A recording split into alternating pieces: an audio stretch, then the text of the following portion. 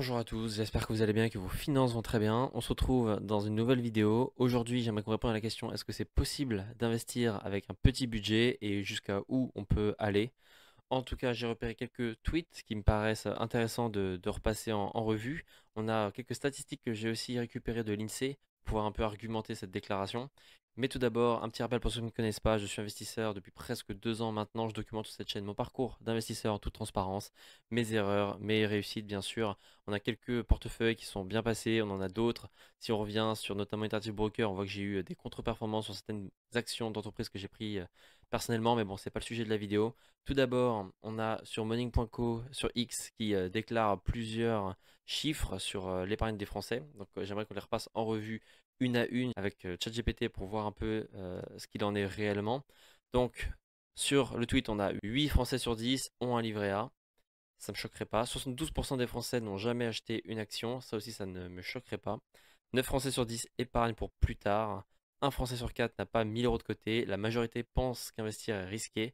Les Français se plaignent de l'inflation mais laissent leur argent dormir. 50% des Français comptent uniquement sur leur pension de retraite. C'est parti pour regarder ce que nous dit ChatGPT sur ces statistiques. Donc, tout d'abord, il dit 8 Français sur 10 ont un livret A. Vrai. Selon les dernières estimations, plus de 8 Français sur 10 détiennent un livret A avec environ 57 millions de livrets en circulation en 2023. Deuxième déclaration, 72% des Français n'ont jamais acheté une action. Pas de chiffre exact. En 2024, 30% des Français envisagent d'acheter des actions d'ici 12 mois. Alors qu'en 2020, c'était 21%. Donc déjà, on a une augmentation, c'est intéressant. Cela laisse supposer que 70% ou plus n'en ont pas ou ne se projettent pas. Donc on n'est pas si loin de la déclaration. 9 Français sur 10 épargnent pour plus tard. Alors est-ce que c'est votre cas? Moi, c'est mon cas en tout cas. C'est pour ça que je documente cette aventure avec vous sur cette chaîne. Aucune source ne confirme spécifiquement ce chiffre. 41% des jeunes disent mettre de l'argent de côté pour plus tard.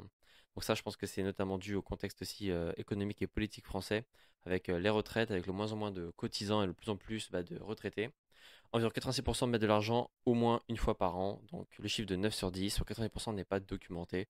Donc à mesurer. Un Français sur 4 n'a pas 1000 euros de côté. Ça me surprend, vrai.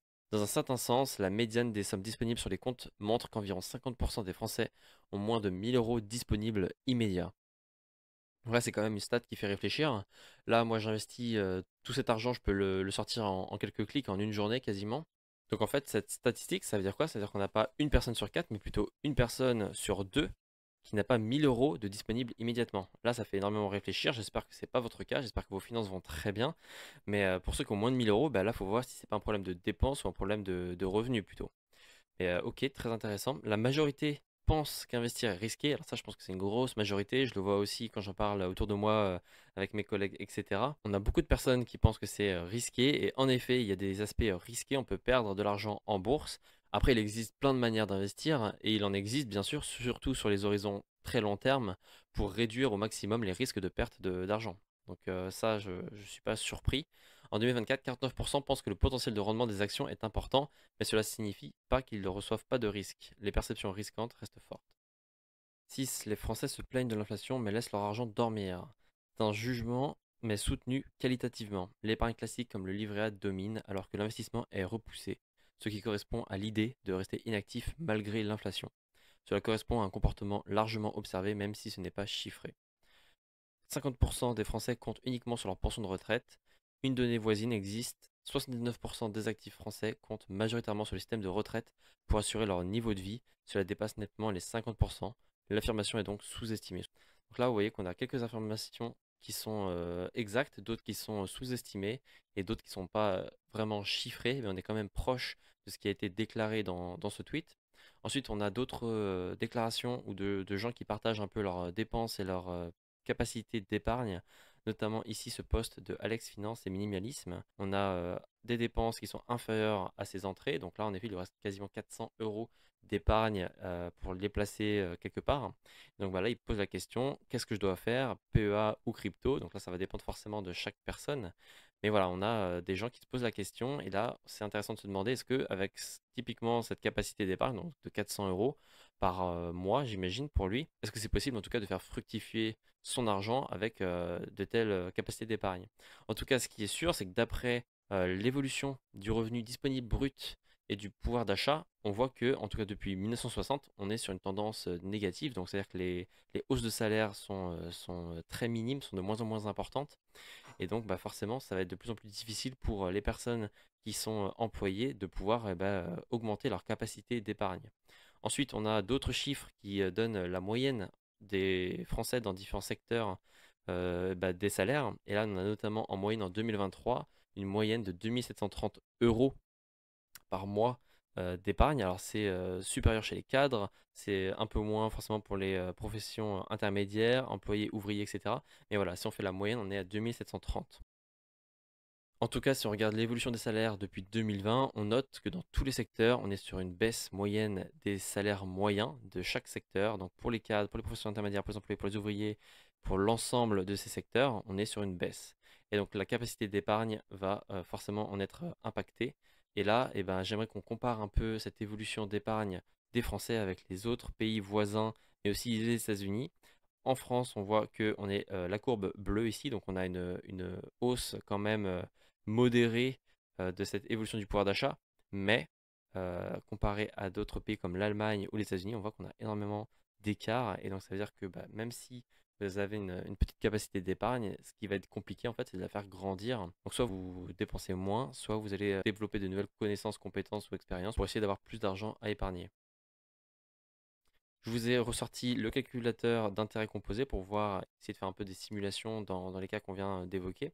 Donc, imaginons, on commence aujourd'hui, on est à un cadre moyen qui a 2750 environ, 2730 euros par mois de salaire. On va dire que c'est quelqu'un qui épargne allez, 500 euros de ce salaire-là par mois.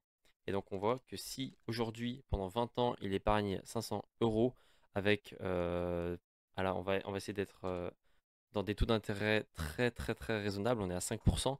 Donc typiquement, 5%, c'est quoi? C'est par exemple, vous prêtez de l'argent aux États-Unis et aujourd'hui, quasiment leur taux d'emprunt, leur taux d'intérêt de leurs obligations est à 4,5-5%.